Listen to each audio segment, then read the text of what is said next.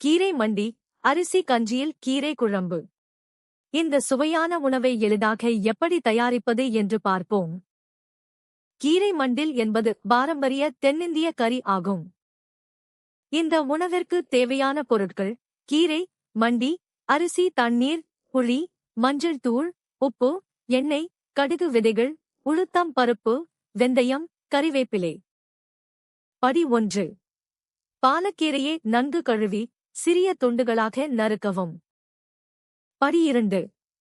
ஒரு பாத்திரத்தில் நறுக்கிய கீரை, அரிசி, கழுவிய நீர், மண்டி, மஞ்சள் தூள் மற்றும் தேவையான அளவு உப்பு சேர்த்து கலக்கவும். படி 3.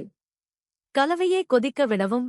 பிறகு தீயை குறைத்து 10 முதல் 12 வரை நிமிடங்கள் அல்லது கீரை மென்மையாகும் வரை கொதிக்க விடவும். படி 4. புளியை கரைத்து வெந்த கீரை கலவையில் சேர்த்து மேலும் 5 நிமிடங்கள் சமைக்கவும். படி 5.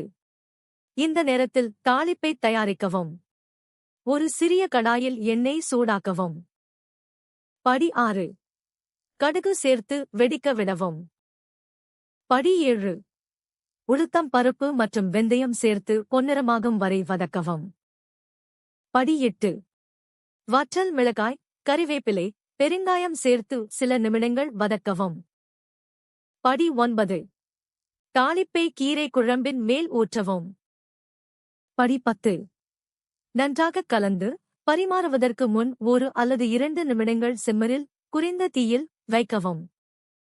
அவ்வளவுதான்.